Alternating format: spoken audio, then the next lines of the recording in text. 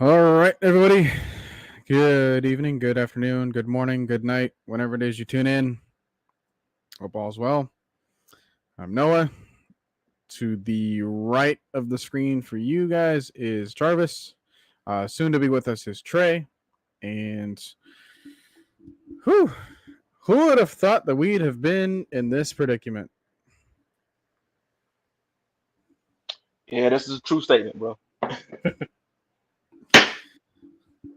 Well, after taking first place in our division, um, we got to find every sort of way to keep us there. So later on in the show, we're going to get into that a little bit further. But for right now, we just want to kind of look around at what the heck's been going on for the rest of the league, because sometimes you can kind of be cooped up in your own bubble, and you kind of need to pay attention to something else that's going on around you. So as far as just like the unpredictability of the league in general this season, uh, Jarvis, I can start with you. Like, what is something that you were expecting to happen by now? You can just start with any team. You know, it can be us, it can be someone else, but like, what were your expectations going into the season as far as just like generally, and then like versus how they've actually gone about? One of the things were I didn't expect. I start off with one thing. I didn't expect that Christian McCaffrey get traded to the 49ers. That's one. Right. The second thing was I didn't expect the Falcons to be in first place, not last place, but I expected them to be in second place in the division. Um, I did not expect Tom Brady to look like just straight crap for the last 3 weeks that he's been playing football. No, no, no, Um, no, no, no, no. Hold on, because according to PFF, he is still like the sixth best quarterback in the NFL. okay. Well, his I team, I should say then, his team.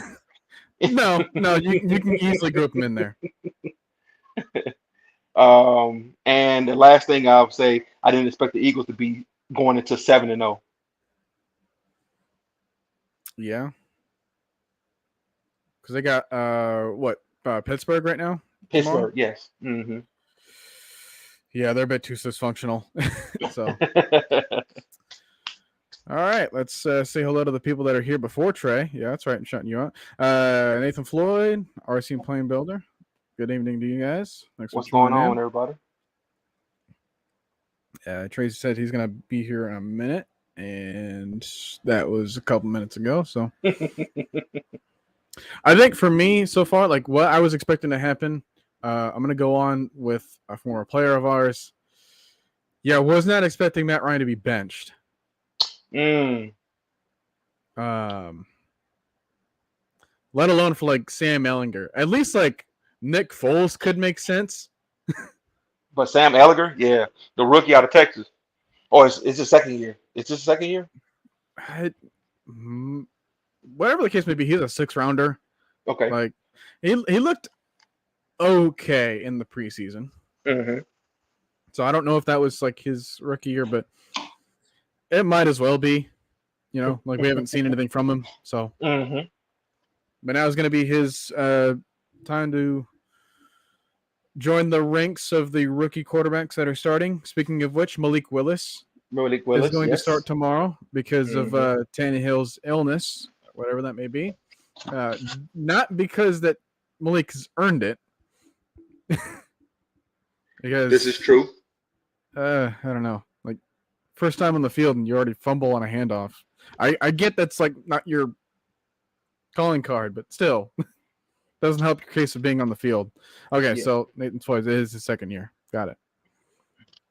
But his debut is what I'll say then. But speaking of that, which is a good segue to my question to you is, do you All right. still think do do you feel that the Falcons are doing right by Desmond Ritter? I think they are, but do you feel they're doing right by Desmond Ritter with the situation that we currently in? Whew. It seems kind of like a loaded question secretly, because there's a bit of a yes and no to it. I think yes, because generally you would want to have your quarterback. I don't care if it's like, well, I'll say this: if it's any other position, I would kind of be like a little bit more hesitant to kind of see him on the field. But it's a quarterback, like if you get that wrong, you get his career wrong. And we've Fair seen that statement. from so many other quarterbacks. Like if you get the landing spot wrong, you're not really going to see a good version of that player for a long time. AKA Geno Smith, right? So Yes. Hmm. you can kind of avert expectations, but if you keep him in a environment where it's like he can't really fail, but you don't know how much he's succeeding, Hmm. right? Like that is all for the organization to know, and good on them for doing that, right? That way, Yes. no other team is going to know about his progress. And I think that once you kind of get some film on him, you can kind of see the building blocks of how to stop him.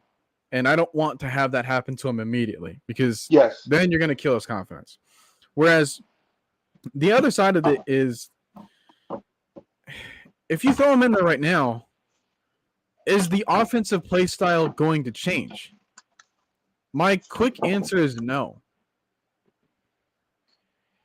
No. So Yes. at that point, Mhm. what is the point of putting him in there if you're only going to get like 10 throws out of the guy? Yeah, I feel you. And we do a lot of max protection too, as Matt, Mike, yourself, and K Styles pointed out. We're doing a lot of Yeah. because we're covering for the offensive line. Granted, guys, these offensive linemen are still the offensive linemen, with the exception of one, which is Elijah Wilkinson, that we had last year. So they didn't miraculously just get better over one season. They probably improved some of their technique wise, but we do a lot of max protection and we do a lot of two-man routes. You got a fleet-footed quarterback like Mariota who can get you out of situations. I think Desmond Ritter can run. I don't think he's fleet-footed. I think it takes a while for him to get moving once he gets into motion.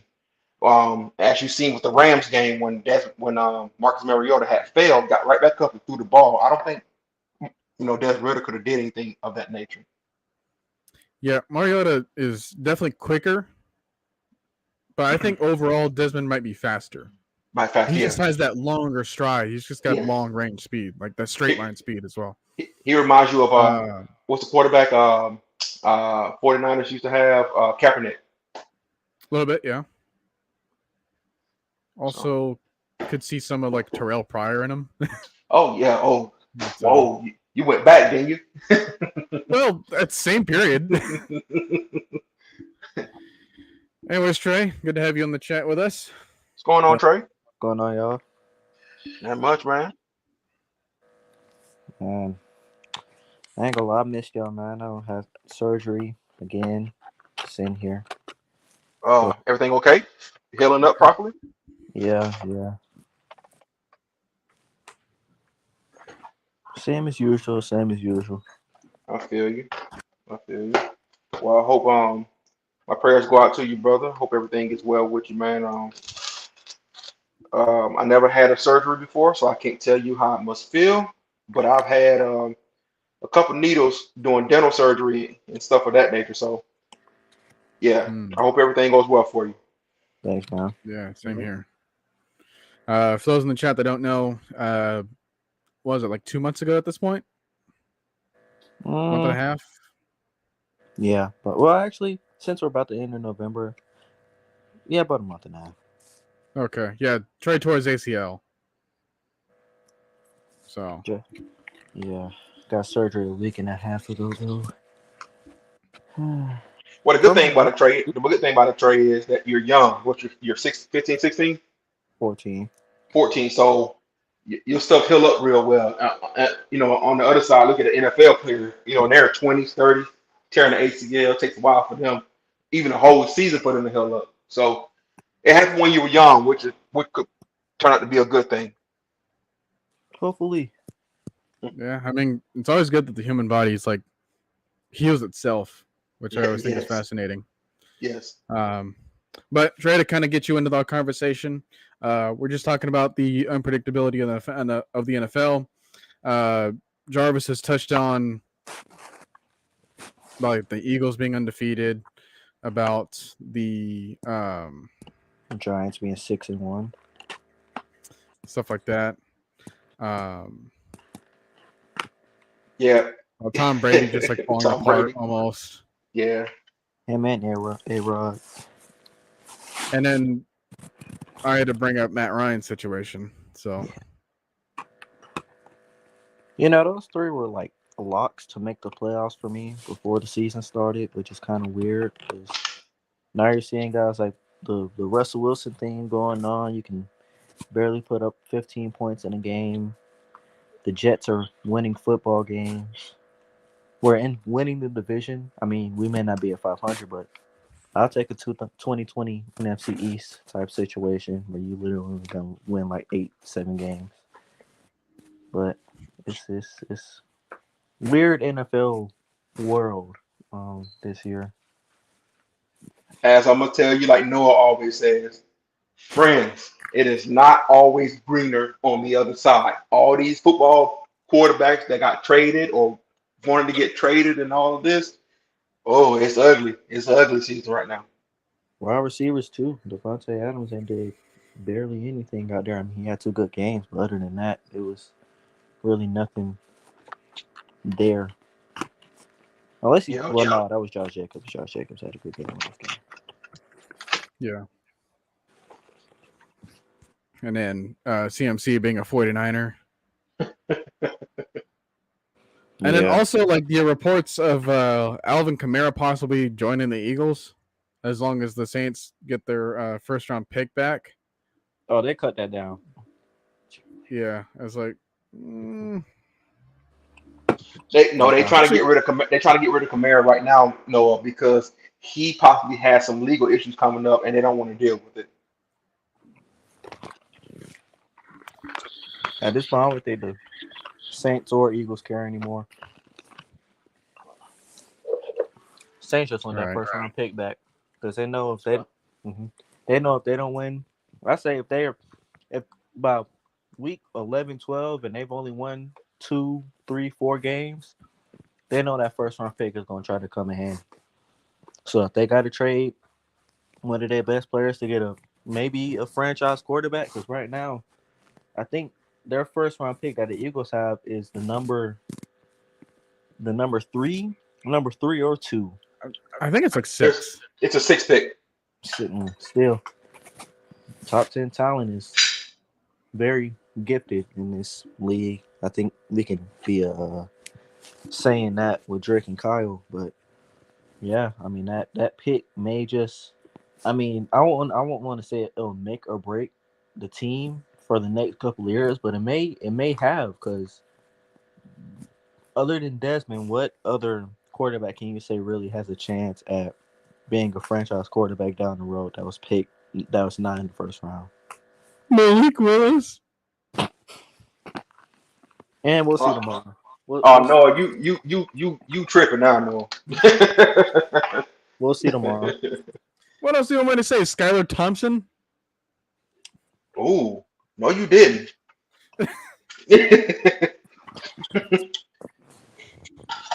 That will be interesting if Tua wasn't good.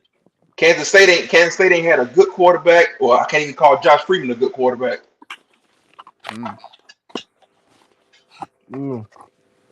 That's an insult for like 5 years at Tampa Bay.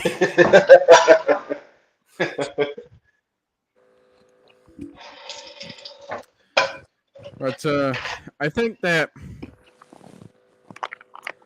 let's kind of zone in on the Falcons for a second, because like of our expectations for us, like we've been normally on the positive side. Yes. And yes, last game has looked bad, but it's understandable because one, Joe Burrow is Joe Burrow. Like he got on a hot streak. I don't think there was any other team that was going to be keeping up with that Bengals offense. Maybe Kansas City, maybe Buffalo, but those are like 2 out of the 30 other teams. That's the only 2 I can really. Yes, that's only 2. That's only 2. It's like they would have made it a close game, but everyone else so far, no. Eagles possibly. I mean, he came into the game on a 10-2 touchdown ratio streak or 10-1. I mean, that Yeah, was and like he had been going after super good. after week 1, right? Which he's already kind of explained like as to the situation as to why that was the case. I think it was like some sort of injury or something that he had to recover from, and then it just like clicked back for him again. I was like, oh crap, here we go again. So yeah, like the Bengals team is legit, so shout out to them. But it will be But their downfall though. It will be their downfall because they do a lot of passing. Their running game still ain't on point yet now. eventually, yeah, like Now, the thing I will say though is it doesn't help when you're playing Darren Hall and Neil Armstrong, Cornell Armstrong, yeah, Cornell. Yeah, still sucks. that's almost like shades of Fabian Moreau. Yeah, One And Fabian for two. and Fabian is showing up for the Giants. You see this? for the Giants. Yes, he is showing out. Go watch the last two games, man. He is breaking up passes, tackling, reading screens, everything, man. Why do I feel like Fabian was on the Texans? No, he on the Giants. He's a Giants. Really? Okay. Well, shows you how much I've seen them. But yeah, good to see you guys. Wallace, prove it. Thanks for joining in. You guys in the chat, you guys have any expectations that just like got massively turned down? Because like I said, like going back, I think that we were positive about this team and we had good expectations. I thought that we could show ourselves to be better than certain teams in our division specifically, and for the most part, you can argue that it's still true. I mean, Like, now the yeah, thing is, we're 0-2 in our division, but you look back at those two games. One we should have won by like 20, and the other one was robbed from us. All right, everyone freaking knew that.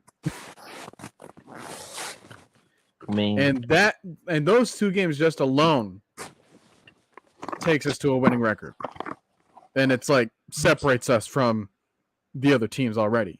Instead of having the Panthers, if they were to beat us tomorrow, and then they take the division lead somehow, and it's like, guys, what are we doing?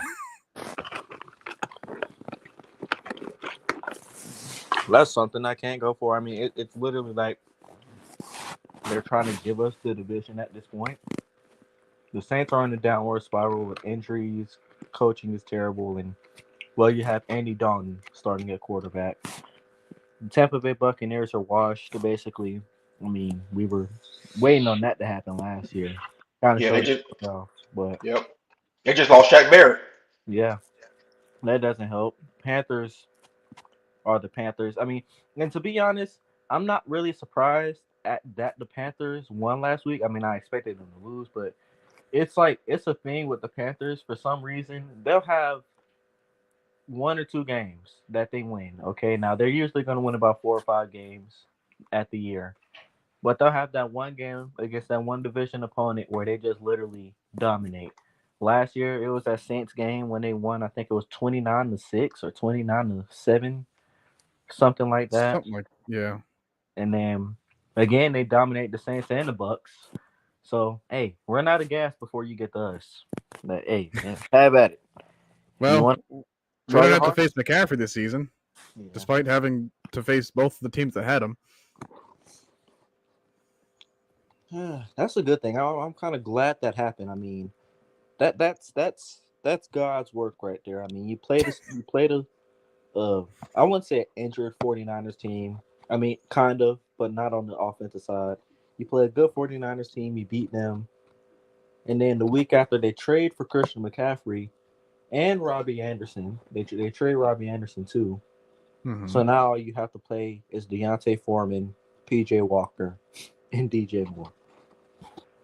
Yeah, not even Chuba Hubbard because he's out for tomorrow. Bro, I swear for Lord. I mean, that's the Panthers' offense right now is literally us last year. You have that one decent weapon on the outside, and then a bunch of reserves. just guys. You want to know something funny? Boy, if Cordell Patterson was healthy, this will be a game of the week. Oh yeah, And he's going to be healthy for us against the Chargers. it helps. Possibly Yeah. Terrell as well. I'll take both. Yep. And then we get the Panthers again. I think that's a Thursday night game, though. Mhm. So It is. Yeah. I don't know. Well, hopefully because of the Cardinals game and because of the Ravens game, like we've been proven that hey, touchdowns are legal to have happen on Thursday. Thank goodness. It's something that can happen. Yeah, so let's use it to our advantage. But you- We got a question here from Prove It, and I kind of touched on this before you hopped on, Trey, but I'll let you answer this one first. And that is, are we afraid, quote unquote, to pass? And when I tell you, I've been thinking about this really all season, because that's been the number one narrative of this offense. Are we afraid to pass, or does Arthur Smith not trust Marcus Mariota enough? To be honest, if let's think about it this way. The Falcons are 0-3 when Marcus Mariota throws 20 plus times. He threw for 20. I think he threw 25 times in the Saints game. He threw 28 times in the Rams game. And 0-4 now. Well, no, because he didn't have 20 plus in the Bengals game. And I think he threw 22 or 23 in the Bucs game. The games we won, he had either 20 pass attempts or under, and we had about 30 to 40 rushing attempts. So it's kind of like when we pass the ball less now, when you do pass the ball, I'm not saying that you can't just run the ball every play, every down, or have this run on first and second, pass on third mentality. But it's the fact that you're winning more games, and you're winning games that are against good teams, and you're winning them by running the football. So are we afraid to pass the ball? I wouldn't say yes, just because stats show that we're winning games when running the ball more than we're passing the ball. But it is the one thing I cannot say is that it is a shame to have Kyle Pitts and Drake London have less receiving yards combined than Olamide Zaccheaus. That just cannot happen. I'm sorry. I love you, Arthur, but we have got to get these guys mixed in. Now, Drake, he's a rookie, so I'll give him a pass. He's still trying to get his feet wet, like he said in that interview. But KP, we know what he can do. We literally seen what he can do last year, and he's shown a couple flashes here and there in these games. Especially in that Seahawks game. That may have been his best game of the season. But I think we have to not improvise, but put in more plays for our weapons. Maybe a quick slant route, or a play action route where it's literally just targeting those two guys and see who we can get the ball to. So, no, we're not afraid to pass the ball, but do we need to pass it just a tad bit more, maybe, to keep it a little bit more balanced? Yes.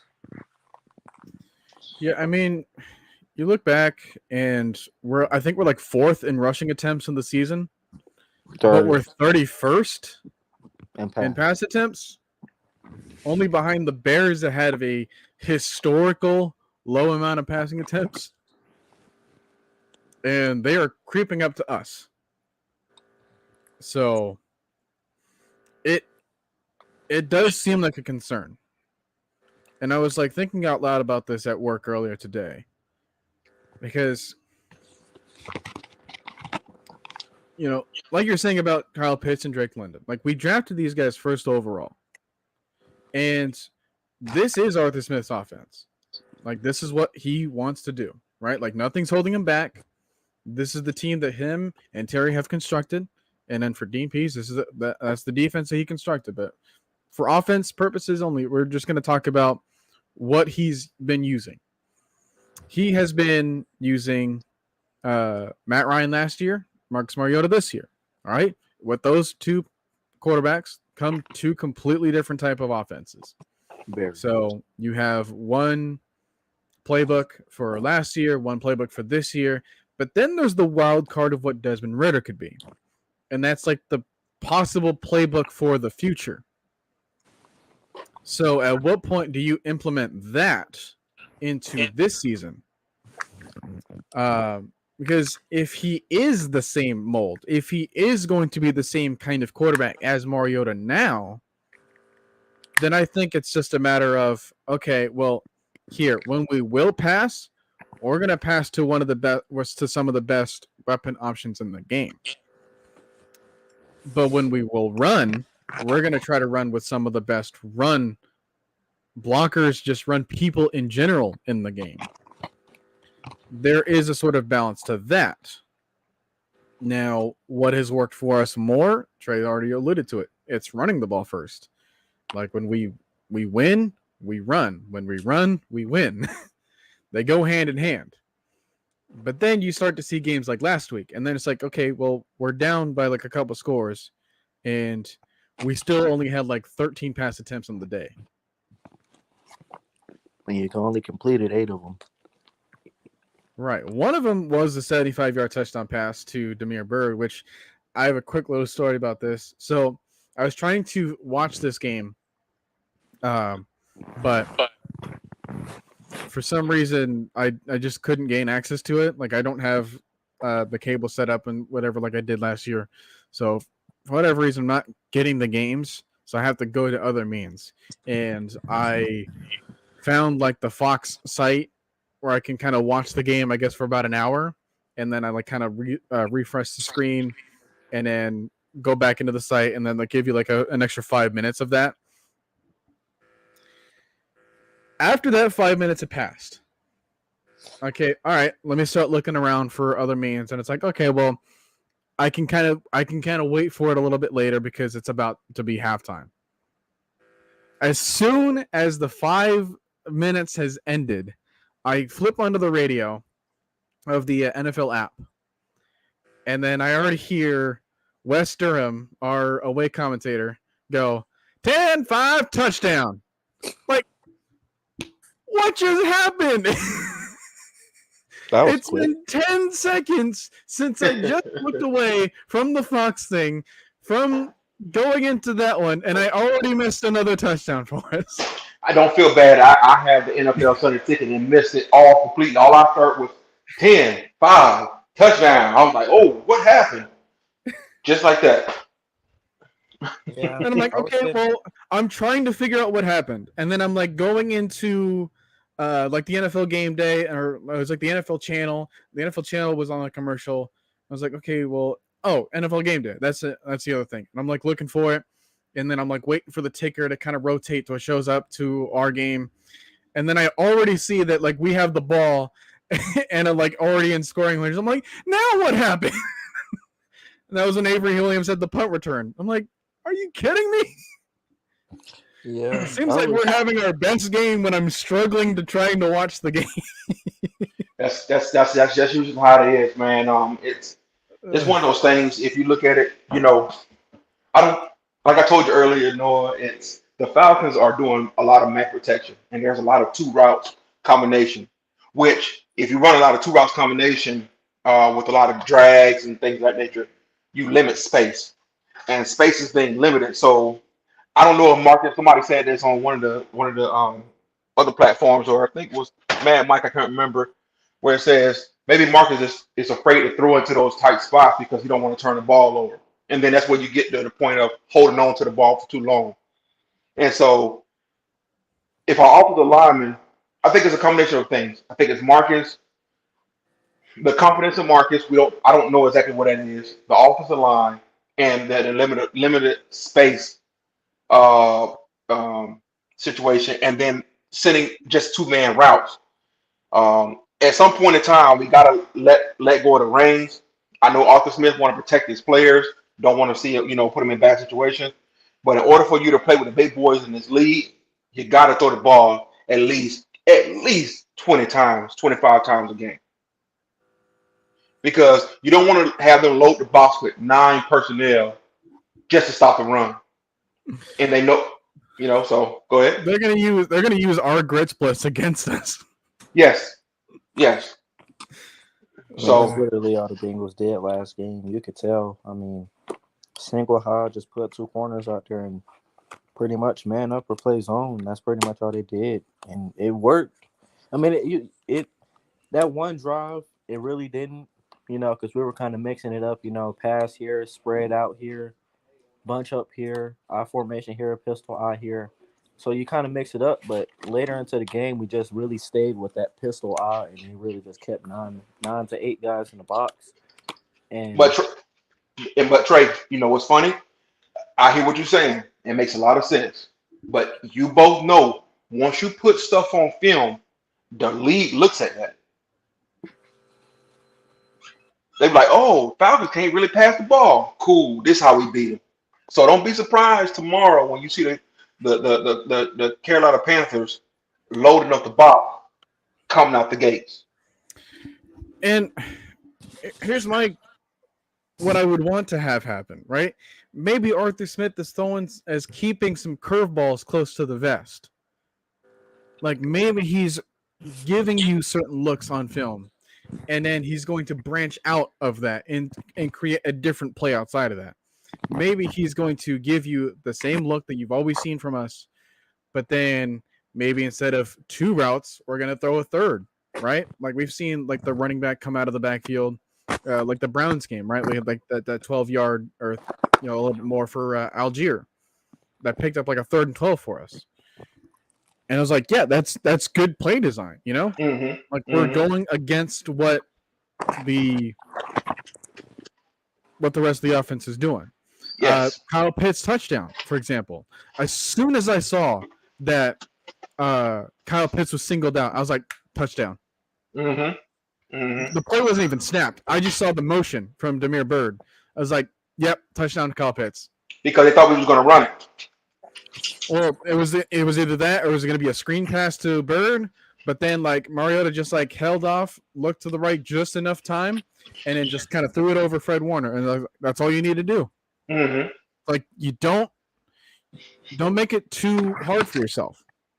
Maybe if that's the problem, then look, like you've already simplified the field enough to where you have like 2 routes basically every other time that you're throwing the ball, or it's like another flood concept. Like we're all seeing the same kind of thing. Like we're all watching the same game here. Like we know you're gonna do a PA rollout and then have like 3 layers of like passing lanes. We know this. We know that you're gonna have the DA or the play action like post shot, and they're to create space and kind of confuse the safeties a little bit. We know that, but what we don't know is what are the branching paths of that, because we've seen these plays and Kyle Pitts is blocking, right? So it's like there's potential to create something else there. Yes. Maybe we're trying to hide Pitts on purpose, and it's like maybe we're trying to subvert expectations further down the road when people think that we're only going to be running, and then we get these 9 thing boxes, and then we start using those big boys that we drafted high for the intended purpose of being like, hey, here's a back shoulder fade for you. Hey, here's a deep post for you over here. You're totally right. That's totally right. Go ahead, Trey. You go back to expanding the field for the defense to cover, and then you go back to running the ball. Then that opens up all your blocking lanes. Then that makes your run game easier. And it's like, I just want the balance. I've seen you do really well at both categories.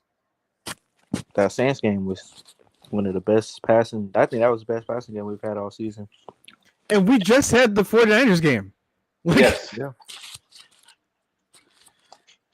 So if that's your intended purpose, then hey, I'm all for it. But if it really comes down to being just us being a one-trick pony, I don't like the look for that, because this is the year for us to take advantage of the division. Yes. And this is the year to take advantage of the the quote unquote ninth toughest schedule in the league with the worst roster in the NFL, almost being able to host a playoff game against, I don't know, maybe the Giants. Yeah, yeah. The worst thing about it is if you look at it, if they, I hope we are not, like you said, I hope we are not a one trick pony because I don't think Arthur Blank is going to go for that. He's not going to keep. He's not going to be given all these chances over and over again like he's done in the past. If you're a one trick pony, you need to go ahead and fix it now to better broaden your play calling and things of that nature. Now I'm not. I'm pretty sure that that's not what Arthur Smith is about. I'm pretty sure he is. He wants to uh, um, expand and be a very balanced offense. But if people such as yourself, Noah, and analysts, I'm not saying critics, but analysts are seeing that we're a one trick pony, that could spell trouble for us in the future.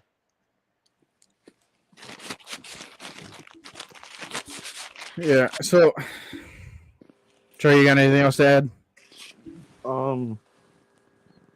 Kind of just what both of y'all said. I mean, it's the hardest thing to do in the league is to try to come up with something mid-season. Now, can you do it? Maybe it's like a 50-50 chance, but if you're going to try to start getting this passing game started up and getting it in rhythm, you got to do it now. Tomorrow is literally, you got to do it now. And there's 3 reasons why. 1, there is no way you're going to make the playoffs and you're 0-3 in your division. It's very slim for that to happen. 2, the division is literally in our hands right now. We hold it. We're in control of it. We can make some space tomorrow with the win tomorrow. 3, you kind of want to see what the offense can do when you pass a little bit more.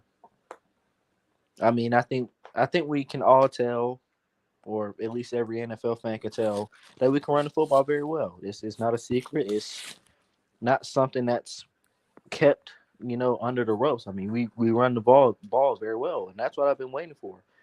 But we also can't take away a good passing game that we've had for the last 14, 15 years. Now, that was with Matt Ryan, and I'm not going to put Marcus Mariota in the same helm as Matt Ryan. But even though Marcus isn't Matt Ryan, you still can have some, what's the word? You can still have some variables in the pass game. Do these little rollouts, where you have the offensive line moving him and you have all these guys doing these corner routes and zig routes. Make them, have a read option and then have a option to, have a deep pass over the middle, kind of like what we did last week. You have to start taking these screen shots passes, the shovel passes that Kansas City loves to do in the red zone. There's so many things that will classify as a pass. I think we're the king of screen passes. We ran like 7 screen passes last week. I think most of those passes from Marcus actually came from screens. We had like 3 in the first 2 drives. We had another 3 in the second half. So yeah, about 6 of those passes were screen passes. But those work sometimes, but not when you're literally having everybody right in front of you. You have to space these guys out. You cannot have 2 tight end, 2 and then 2 wide receivers on the same side and then expect that screen to work. Because they're literally waiting for it. They're basically saying, okay, it's either a run or a screen. Mm-hmm. If it's a pass, then we'll deal with it then. But if we're banking on those 2, and that's why you have to kind of open up that defense more. You can't have these guys all in the same stratosphere of each other. I mean, that's what we were complaining about last year. They didn't respect the pass, so they literally loaded the box. And we can't can you run the ball with 8 men in the box? Maybe. I mean, we've done it a lot, but it's not something that you can do very consistently. Can you run the ball when there's 6 or 5 men in the box? Yeah. Very easy to. Very, very easy to. And that's something we have to kind of get back now. Maybe Cordell Patterson helps that out a little bit. I mean, we seen it kind of the playbook kind of dwindled down a little bit for some reason when Tyler and Huntley really started coming out. But you do kind of want to give them more simpler runs, since they're second year. Really, not even say I still count Huntley as a rookie, but Mm-hmm. basically two rookies in the backfield. Now they both done exceptionally well, but you have to give them these little 25 spread runs. You can't tell them you can't have their bodies beat up all year. Mm-hmm. Even if you run by committee, these guys are taking shot after shots, and it's not just by one linebacker in the defensive end. It's literally by everybody on the defense. I mean, Jesse Bates in that first half had himself a day. I mean, he was running all over the place. He's filling up gaps. I mean, Jesse Bates isn't even a physical safety. He's a ball hawk. I watched film on Jesse Bates. He's a ball hawk. He's not even that good of a tackler, but we made him that because we want to run the ball 95% of the time and then pass it here and there. That's not going to work. It's not going to work. I love you, Art, but it's not going to work. We have to figure out something to get Drake and KP and heck, even Olamide is going stupid this year. But we Yeah. can't Oh we yeah. can't take those opportunities away from them because we want to run the ball 70, 80 times a game. We can't do it. Yeah. Like I said, when you watch Tennessee when Arthur Smith was Tennessee's offensive coordinator, it's 2019, 2020. That's I know there are passing plays in his playbook because when I used to watch Tennessee go with AJ Brown and I think it was Corey Davis when they had those players, they did have uh passing plays in their books that they did on a consistent basis. Um and Tannehill was throwing at least 20 to 25 times a game, even with Derrick Henry. So I know it's there. I just don't think that he don't trust his offensive line, and that's the biggest issue. I'm gonna put aside Marcus Mariota not being trusted. I think it's the offensive line. I can see that too a little bit. I mean, McGarry has kind of had that bounce back year, but it's more of in the run game. Sunday he had a difficult time. I'm not gonna lie. Sunday McGarry kind of got his what whoop. I think he gave up two of those four sacks. Gave up a lot of pressure from that side, and we wasn't really running the ball well on Chris and his side, which is very surprising. That's really the first time that's happened all year, other than the Rams game. So that pops into it, but you also have Drew Dahlman. He's still trying to learn. I mean, Matt, Mike, and my boy K Styles. I think he's still in the chat now. Talked about it. Yeah. That he's still learning. I mean, this is literally his first 6, 7 games in the NFL. Basically, you have to give him time to have all that ready. And then, of course, Elijah Wilkinson is still kind of getting used to the O line. So, I mean, we kind of talked about this. You're going to have a lot of ups and downs with this offensive line this year. But I could see why, if that was the case, why he doesn't trust the offensive line fully to be able to say, okay, we're going to pass the ball like we did in Tennessee, where we passing it 25 to 30 times or running it 25 to 30 times also. True. Go ahead, Noah. Sorry. Yeah. So if we want to achieve this sort of balance, right, moving into next season, because next season, like a lot of the expectations are going to be put upon us, even after the results of the season, whatever it may be, right? Like we're going to have more eyes going our way because we seem to have surprised and Oh, wow. turned to and had some heads being turned towards us on some occasions, and we do and don't like it because it's like, hey, like you've what did I have to say after week 1? Like you've already wrote our obituary, dude. Like you're gonna continue to write it. I've seen the story before. I don't care. I'm gonna get this team ready, and people got a little bit antsy about that statement, and it's like, hey, I like it, I respect it, and we've seen the results of that kind of statement. It's like, hey, we're gonna continue to put in the work. Now, I like the fight that we show overall as a team, and I think that we're gonna see more of that, and not just as a team, but also like as a fan base too. And since then, like I gotta give a lot of praise to the Atlanta crowds. I don't know if it's for the same reason, but Oh, we know the reason they're showing up now. Sure, Number 2. as long as they're showing up and showing support for the team that's there, I can get by with it for now. If it has any sort of like obvious racial tension towards it, then yeah, you can kind of be a little hesitant and start to like refrain from, putting yourself in the same categories then. But it does go to show like how this team feeds off of the energy of the stadium. And we saw a whole bunch of that in the 49ers game. And I'm hoping that we can see more of that in this game, which gives us an edge for this one. Yes. And if we get more of an edge there, then, they say a bunch of like, oh, well, momentum doesn't exist on a week-to-week basis. But, I mean, we've seen so many other teams this season. They just kind of go on a win streak. Like, we've seen like 4 or 5 teams right now are going on like a 4-game win streak already. Titans, Vikings, obviously the Eagles.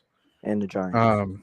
Yeah. So it's like, even the teams that you weren't expecting, they can get momentum. Now, will it eventually be stopped? Sure. But it's just a matter of how you pick yourself back up. We've seen ourselves, picking ourselves back up after these games, right? We've seen some gut-wrenching losses being taken away from us. And we responded to that and being like, hey, no, this is actually who we are. So I love that. But how we can sustain that throughout the course of the season, the schedule might help with that. But it mostly has to come from us being just a bit more creative. Not saying that we're stale as an offense, but it's just that we're basic. Now, as far as like the run concepts and stuff, like, yeah, that's good. I don't really ask anything else from that. But I see you guys passing, and I'm like, this is like easy mode on Madden. I mean, if I was this is like a tutorial for passing. If usering was a thing in the NFL, I'd probably be a leading in picks right now because we're literally, like you said, the flood concept with these drags and these curls. Like, can we not do anything else? What happened to the crossers and the comebacks? I know that Drake London can have a bunch of routes in his arsenal, and he's a really tough guy to tackle. I mean, he showed it Kyle in the Pitts first 4 games. Yeah, Kyle Pitts is the same thing. We're seeing some extra routes in his arsenal. Yeah. Lamine Zaccheaus has like the best passer rating when thrown to in the NFL. So now, granted, those are like 19 targets, but still, it's. I mean, when you think about it, like Drake London, we've seen it in those first 4 games. He's a route runner. I mean, he's still maybe learning, but he's far ahead of a lot of these wide receivers in this rookie class on route running. I mean, you've seen it that out route that he had against Bradley Roby in that first game literally had him turning around. The that 1-yard slant. I mean, it's not even just a route running; it's the fight that he has in him. It's the quickness he has in him. For a dude that's 6'4", 220, he's not supposed to be that quick. He's not. Kyle Pitts too. Kyle Pitts is literally 6'6", 245 now? Probably 250, 255-ish. Because I've seen him build muscle. He's that quick. Like, that's not supposed to happen. And you have to give these guys opportunities. Let Drake London, because I think J.C. Horn's playing tomorrow. Let Drake London 101. 101. I don't care what the play is. Change it up. Let us see if he can really get open against some of these top corners. I mean, he showed it. He showed flashes of it. He showed that he can get open against tight coverage, okay coverage, bad coverage, great coverage. I mean, he showed it all this year. We just have to give him a chance more often than 2-3 times a game. Right. So now some of these other things I've kind of stored up. We talked on other things. Let's expand our discussion a little bit to the rest of the league. Like, this might seem like the same question again, but what is the biggest surprise of the season so far? You want to, Travis? You want me to answer first? Um, from what I answered earlier, I'll do something different. So the biggest surprise this season, so far, is the New York Jets. And it's funny that you say that because the Jets are almost like us if more games went our way. Yep. Basically, yeah. I mean, Zach it's Wilson does the bare minimum Zach Wilson. I think Zach if Wilson there just ever was threw. one. I think so. Hold on. Let's get this straight.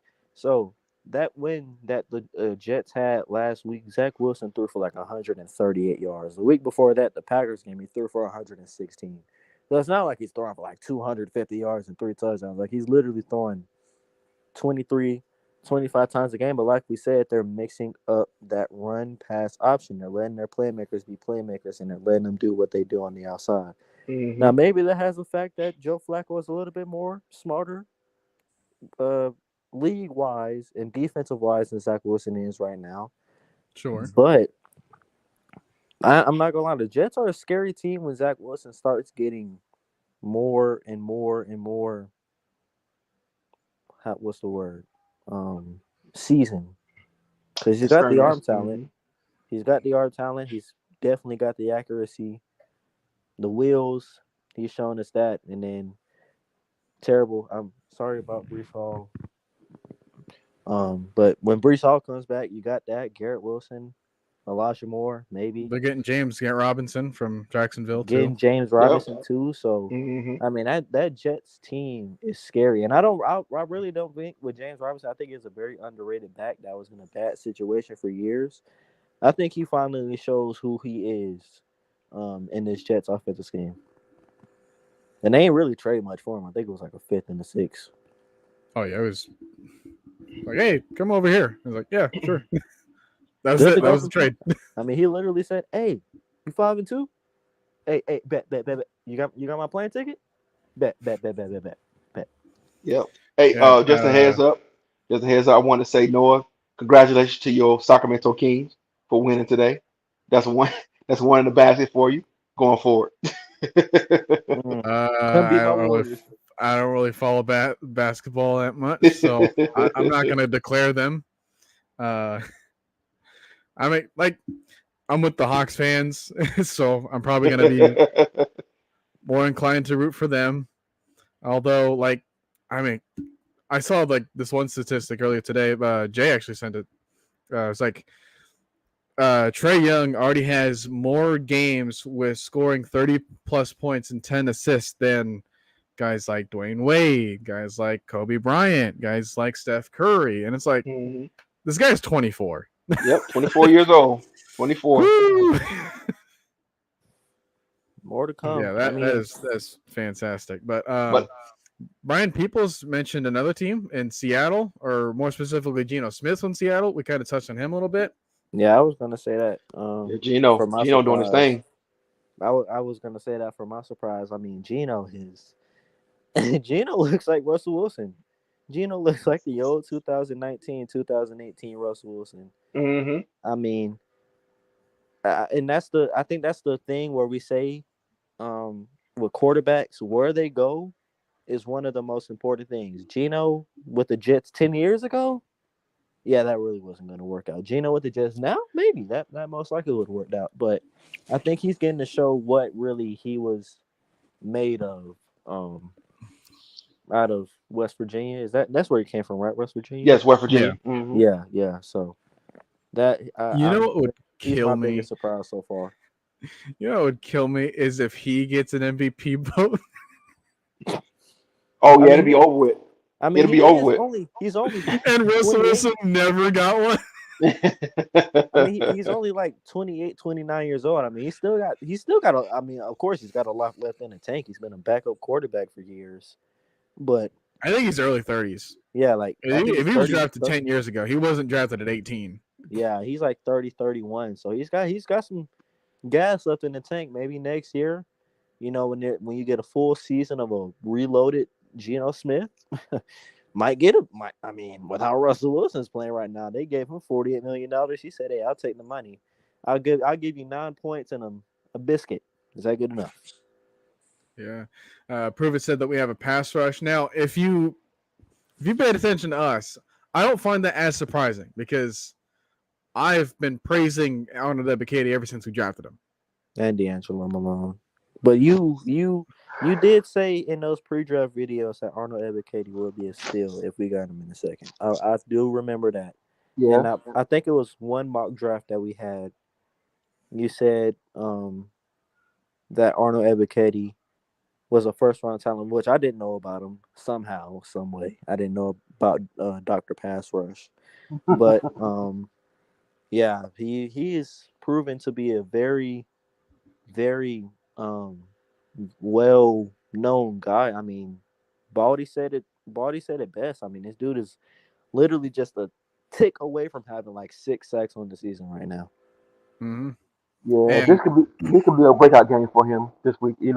This could I thought last week would be a breakout game. We got what 3 sacks last week, but this Mhm. can be a good breakout game for him this week. He has all the moves. I love his whip moves. I love his hand fighting.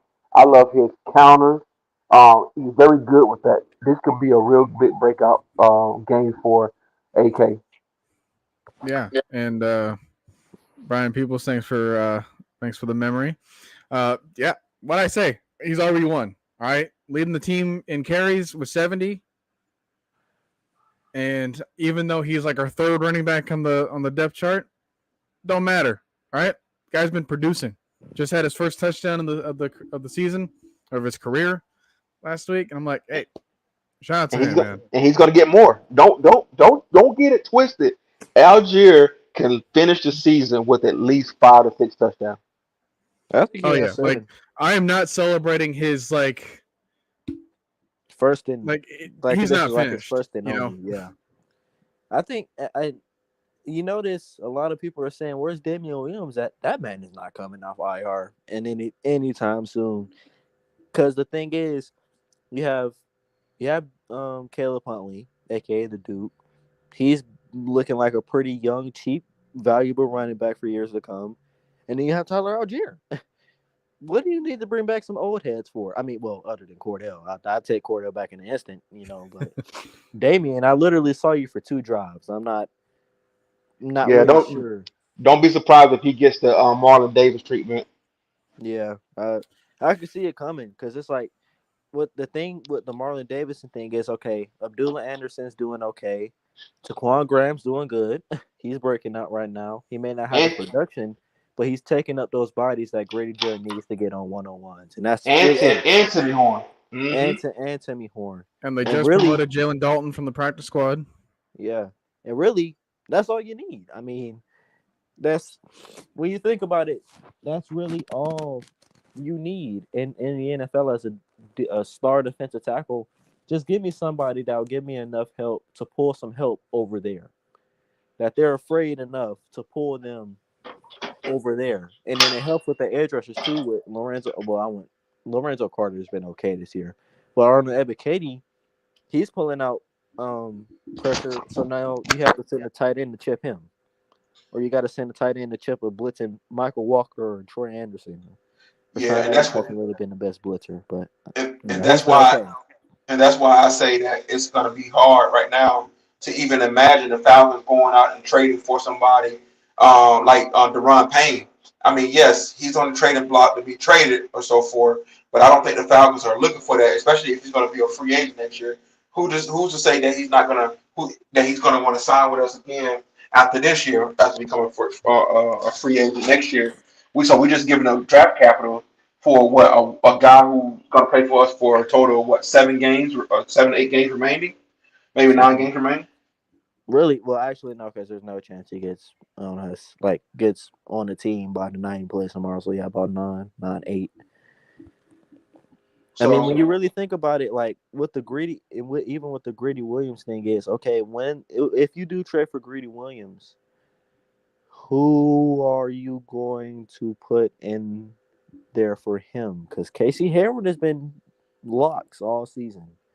So you're not. I'm not taking. I'm not putting Greedy Williams over Casey Hayward. I'm Hmm. I definitely not putting Greedy Williams over AJ Terrell when he comes back. And Isaiah Oliver is pretty much manning down that slot. So where is he gonna go in I all think of it's that? just a duck take option at this point because we're mentioning Casey Hayward like he's not going to be available to us until the playoffs. Yep. You know, AJ with his hamstring is kind of week to week so far. Like he's going to play right now or tomorrow, but the jury is still on like how healthy he's been because like we saw him kind of using that hamstring a little bit in the 49ers game, and then like early on, like 2 minutes into the Bengals game, he's already done for the game. It's Yep. like I don't want to rush him back out there too much and then kind of like affect his hamstring down the road. Hmm. So Because if you can you're gonna kind have of another get Julio. by, yeah, Mhm. if you can kind of get by with not having to use him as much, so it's like if Darren Hall can step up, if D Alford, like he's cleared to play, so if he can kind of step up for us in a little bit, like I can see Greedy being a duct tape option. Like further down the road, I don't care. Right? We can draft someone else. I can try to find another corner for us. Um, and we'll be good to go for that because our entire secondary, apart from Casey Hayward, is like really really young. And you're Um, so right. And you're so right. Like I said, at least Greedy has what another year left on his contract. So you give him a so fifth round Actually, draft pick or oh two or wait, three. no. I forgot. Yeah, his 5th year option. Wait, no, I think his 5th year option got declined. Yeah, was so he he a got second drafted. round player? Yeah, remember he was in a 2018. Oh wait, no, my bad, 2019. Yeah, so he does have another deal. My bad. Yeah, he was a second year player. He was a second year player. Yeah, so Or a second round he's A draft second pick, round right? player. Second round yeah player. Yeah, second round So player. yeah. he's not So going to get he a fifth year option. no. But So now the thing with Greedy is maybe you think of him as the future at cornerback as your cornerback too. Maybe since he's still only 23 years old or 23, 24 years old. So maybe that comes into it also. But I think the main reason is we can't. I right now not the be that guy, but Darren Hall. Other than actually, to be honest, no, Darren Hall has been okay in most of the snaps he gets this season. Other than that one play last week that I don't want to remember. I mean, he looked foolish out there. But other I'm than that sorry, play, that's Jamar Chase. Like yeah, I mean he top back corners in the NFL are going to look as foolish as him. that back shoulder throw was beautiful. I'm sorry. I mean, I understand it's another team, and you're in the A. It's you're a Falcons fan, but you just have to acknowledge as a wide receiver and a former quarterback, that throw was beautiful. but you gotta Yeah, look at it Reliable, too. You gotta look at it too. He got look at the experience that yeah. forget Cornell Armstrong. I don't know if he's gonna be on the team next year, but somebody Probably like not. Darren Hall, look at the experience that this guy's getting at this early stage of his career. Yes, he getting his tail whooped, beat up. He's getting Debo on Friday right now. But if you look at it, look at the experience this guy gets. So on his third year, when he comes back next year, it won't be a problem, looking and say, hey, this guy got something. Let's try looking at him because Isaiah Oliver only signed a 1 year deal. that's true. So, I like Isaiah Oliver. But if Isaiah come in and say, hey, I want 5 mil a year for 4 years, what does the Falcons say? No, I don't really want to give you that. Well, you still got to keep around in Darren Hall, and with the experience that Darren Hall just received this year, he'll be a much better player than he was for the experience that he got this year.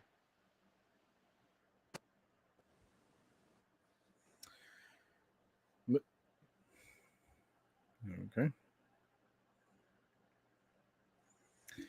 Leave it to us to be consistent when it comes to people dropping out. Oh, yeah, I don't know what happened. Oh, there he is. Okay. But who we'll see how things go. As far as looking forward about just the absolute chaos of the league that is this season. We kind of touched on it, but there's got to be some way to capitalize on this, right?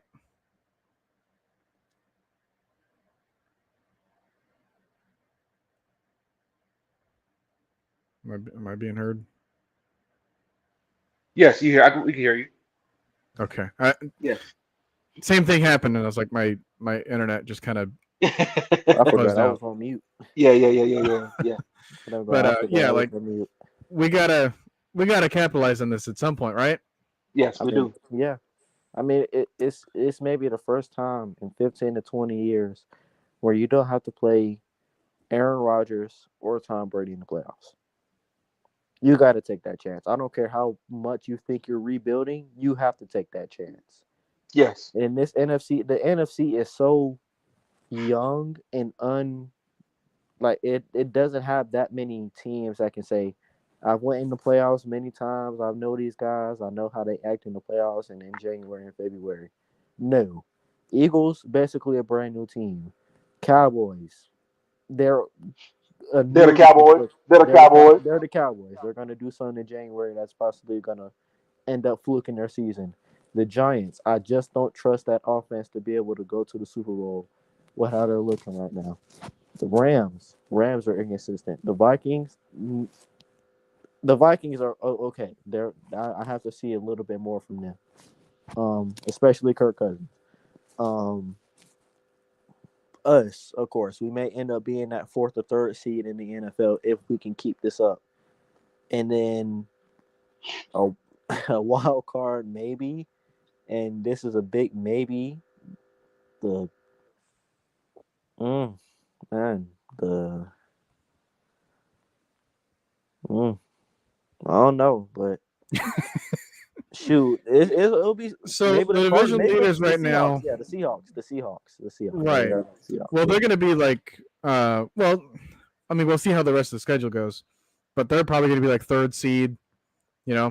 Like at the moment, Eagles are number 1 seed, Vikings are number 2 seed, Seahawks are number 3 seed, and then we would be the 4th seed. 5th seed would be the Giants. 6th seed would be the I think it's the Rams. Rams. I think it's the Rams. Maybe only because of like divisional matchups, but that might change, and then it might be the 49ers after that. Dang. So basically, it'd be Eagles. I mean, Cowboys would kind of fit in there somewhere too. Yeah. So Cowboys will be 6. Rams will be 7. That's what I was missing out. Yeah.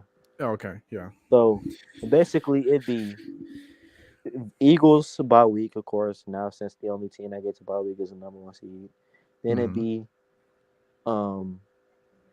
Giants Cowboys. So you get that rematch in the playoffs. Then, no. Who's number 2? Oh wait, no, my bad. It'd be Giants versus Rams. us. I mean, Giants and us. Who's the number 2 seed? 2 seed would be the Vikings. Yeah, the Vikings. So then it'd be Vikings Rams. So and then 3 seed would be the The Seahawks and Cowboys. Seahawks Cowboys, and then 4-5, of course, us and the Giants. That's a pretty entertaining playoff series. I'm not gonna lie. Certainly a breath of fresh air. For real, because I'm tired of seeing. I don't care if we get it. I don't care if we get into the first round and get bounced out. As long as we make it to the playoffs right this time frame, I'm good. Just to get it. We've proved so many wrong. I mean, if we can you're stop all this, are we gonna get CJ Stroud this year? Are we gonna get Will Anderson and Jalen Carter and all this other stuff? It's like, guys, those are top 5 picks there. What are you trying to say, huh? Right, the Falcons makes us surprise all of us and trade out of the first round. Right now, we're picking at number 21, so ain't no way unless we trade every single pick like the Louisiana Aints. There's just no way. You said the state. There's just no way that we draft any one of those guys. unless they end up slipping. You never know. I mean, Malik Willis proved us all wrong last year. Just saying. Just saying. Spencer Rattler proved him wrong again too. Spencer Rattler too went from being the number one pick to being a bench runner on South Carolina. Yep. Wow, that is terrible. I mean, you go from being on a high school Netflix show, your fam, you really already got the fam from there. Then you went out like a jerk to your team at Oklahoma. You get benched for a freshman that ends up leaving to go to USC. Your And coach starring. ends up leaving and sparring. Your coach ends up leaving. You go to South Carolina, think you're about to do something. You're not ranked, and you're benched. That's sad. That What is is that's harsh. That's bad. man, That man. Hmm. and then his backup from high school is doing good in college too, if I believe so. Yeah, that's terrible. I'm not gonna lie. I would, Honestly, I don't want not one quarterback this year in this year's draft or whatever because I've seen enough from Bryce Young. I've seen enough from the quarterback from Ohio State. I'm looking at Hooker play for Tennessee right now. Hooker they're demolishing the Kentucky Wildcats right now, 27-6, and Kentucky's quarterback is supposed to be top three, top five college well, quarterbacks, and he looking Will horrible. Levis, Will Yes, well, Levis. yes, yeah, looking Yeah, in terrible. case if you were wondering if I meant to invite Ripcliffe, yeah, he's not here because he's enjoying that Tennessee game. So It's ugly. Will Levis look like he look like baby boo boo right now, man.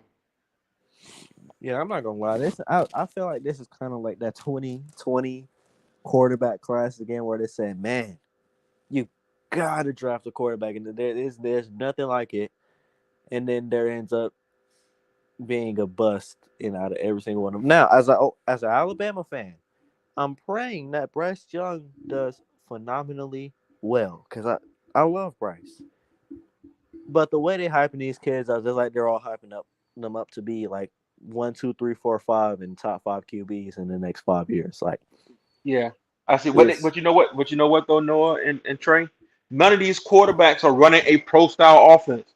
None of them. Alabama is a teensy bit the run zone, the play action and the run zone scheme. Everybody else is basically running RPOs and going a 9 ball. That's it. Yeah, That's it. at least Desmond Ritter played in one last year. Yeah. right, and the thing is that people are already expecting that if we get a quarterback, then we're just all of a sudden becoming a passing team. Like we got to understand that the quarterback's not responsible for the play calls. This is true. Dude, And even even if you were to do that, like we're still gonna have Arthur Smith as a coach that wants to run the ball. That because he built his offense about running the ball. even with a rookie quarterback, you're probably gonna run more. Exactly. And it's you're just gonna go back to the same basic schemes that we're seeing now.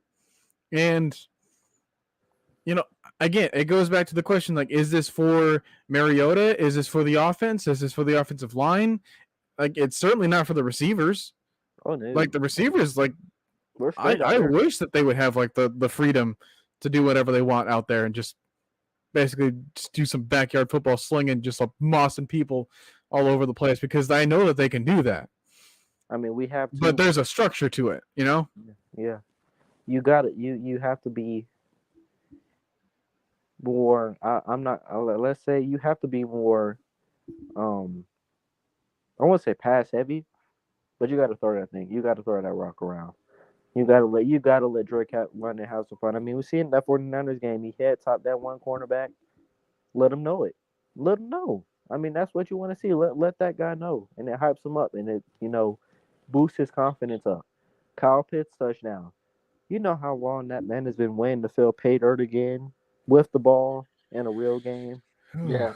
Before I let you guys go, I want to say this. I know we hour and 14 minutes into this, but I want to say this.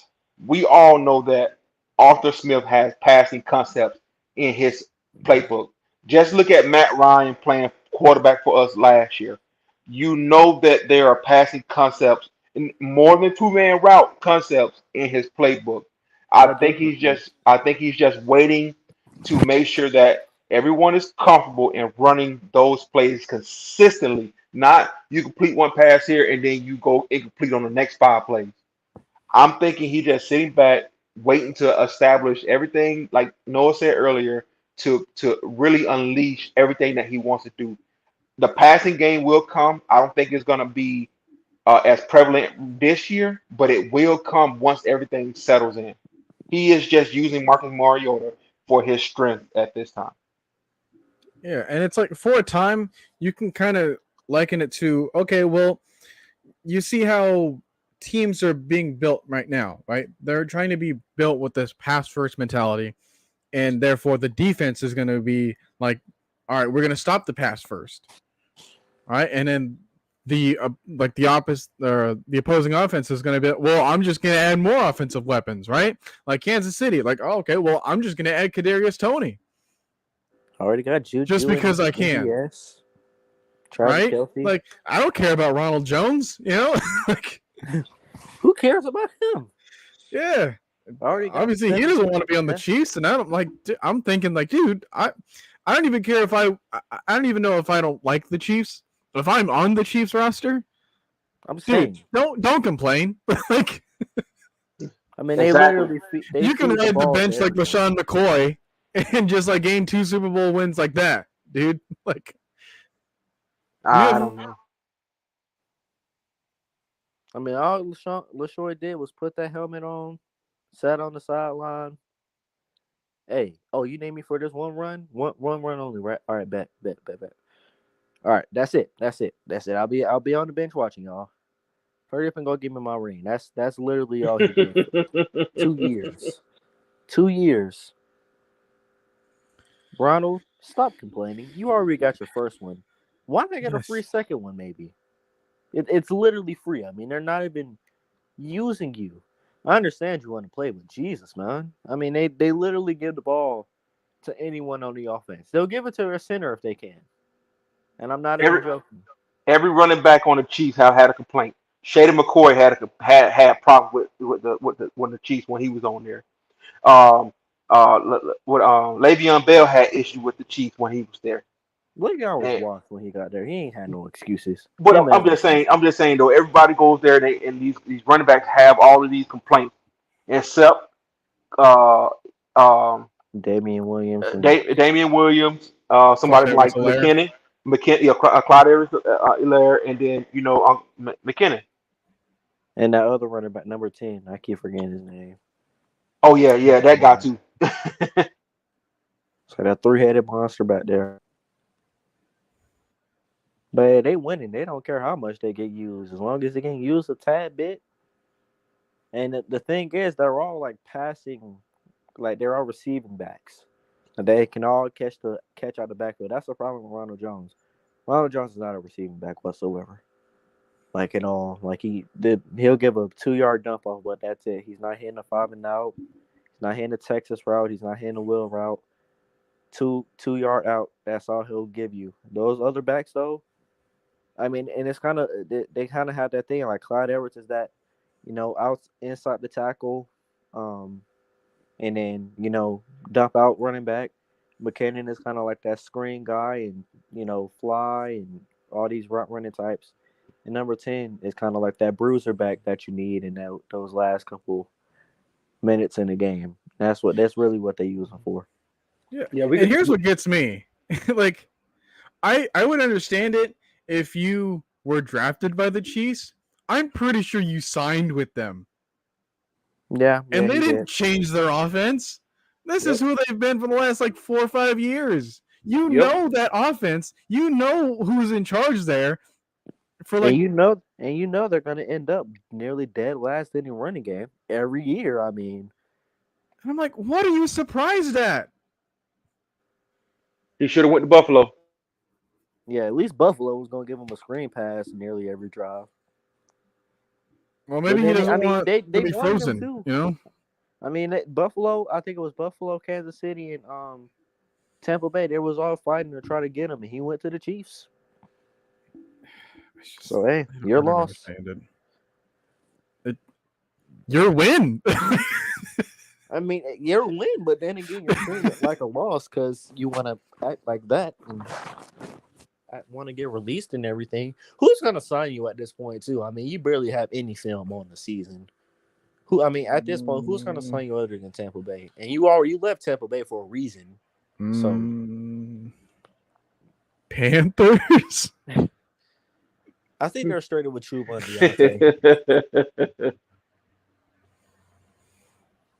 Deontay. Whew. Man, we already an hour 20 minutes. Jeez. Guess so. So we're gonna wrap this up. Thank you guys in the chat. If you guys any last things that you want to say before our game tomorrow, you can try to say it here. That goes for the people on the panel as well. Get ready. Stay focused. Stay in hindsight. 60 minutes. That's all I need. Win or lose, as long as y'all give effort for 60 minutes and don't get blown out by a sorry team like that, I'll be fine with it. All I'm gonna say is go Birds. You know, I told you a long time ago, and y'all heard me say this before. I don't get mad when the Falcons win. Lose, and I don't get overhyped when they win. I just try to take the positives from both things because when we lost that Super Bowl in 16, I was like, you know what? Why am I getting mad? These folks gonna get their paycheck regardless if they win or lose. So I just don't. I take it as is. I enjoy when they win, but I don't throw myself all the way out there. So go Birds. God, my man's being philosophical about the game. It's like, you know what? Let's just take a step back on life and just reassess my priorities. So watching 53 men play football gonna do anything for me? Maybe not. But hey, it's still fun. All right, we got a score prediction here. Atlanta winning the game 20-17. Let's see if it holds true. I mean, again, like was mentioned earlier, I think it was Prove It that said it. He's like, hey, if we ran like every play, every quarter, I'd be cool if we won. You know, there's no complaints about it if so long as we win. But I just want to make sure that we can keep winning while not having to use the same formula because eventually that's going to do some damage on the, it's going to have some real wear and tear on the people that we're using in order to do that. I think we'll win 27-23. I got 27-17. Or wait, no, my bad. 28-17, 28.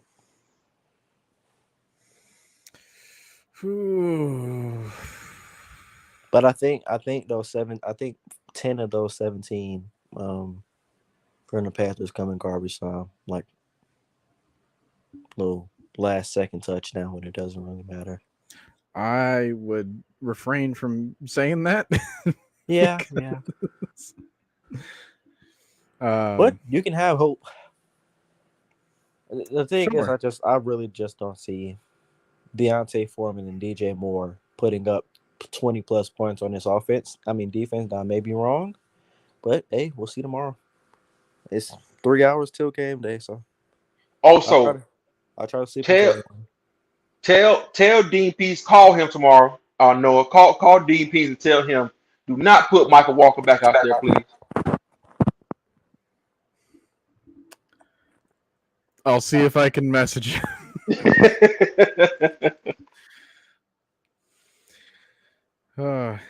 Anyways, thank you guys for tuning in. Thank you guys for joining me. You are more than welcome, man. Hopefully we can do this again. Oh, sure. I mean, well, here's the thing, because we're going to be watching the show. I'm going to be have some other stuff going on. Trying to reconnect with some old friends that I haven't been able to see in a couple of years. So that's always been fun to do that, Most definitely, brother. But, yep. Y'all be blessed. May God bless you. Trey, last question for you. Mm-hmm. That profile pic.